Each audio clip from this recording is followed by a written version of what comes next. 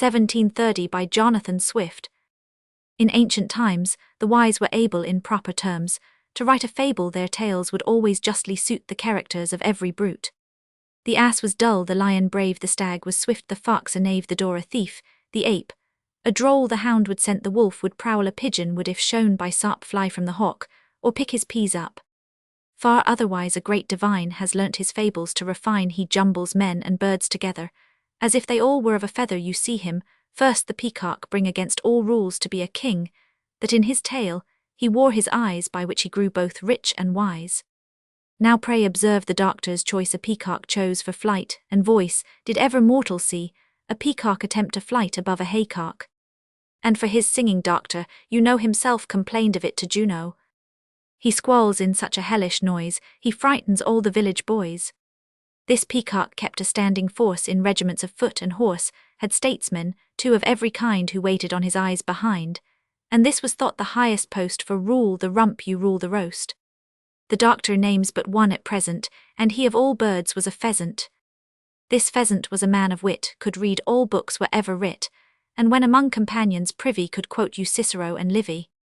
Birds, as he says, and I allow, were scholars then, as we are now, could read all volumes up to folios, and feed on fricassees and oleos. This pheasant by the peacock's will was viceroy of a neighbouring hill, and as he wandered in his park, he chanced to spy a clergy lark was taken with his person outward, so prettily he picked a cout, then in a net the pheasant caught him, and in his palace fed and taught him.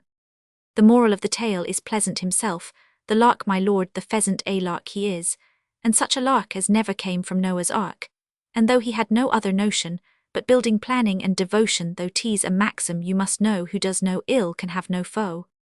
Yet how can I express in words the strange stupidity of birds? This lark was hated in the wood, because he did his brethren good. At last the nightingale comes in to hold the doctor by the chin. We all can find out what he means, the worst of disaffected deans, whose wit at best was next to none, and now that little next is gone against the court is always blabbing, and calls the Senate House a cabin so dull that, but for spleen and spite, we near should know that he could write, who thinks the nation always erred, because himself is not preferred, his heart is through his libel seen, nor could his malice spare the queen, who had she known his vile behaviour would ne'er have shown him so much favour. A noble lord one has told his pranks, and well deserves the nation's thanks.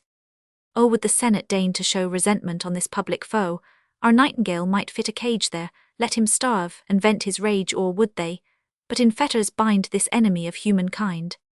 Harmonious coffee too, show thy zeal, thou champion for the commonweal, nor on a theme like this repine, for once to wet thy pen divine bestow, that libeller a lash who daily vends seditious trash, who dares revile the nation's wisdom, but in the praise of virtue is dumb, that scribbler lash, who neither knows the turn of verse nor style of prose, whose malice for the worst of ends would have us lose our English friends. 3.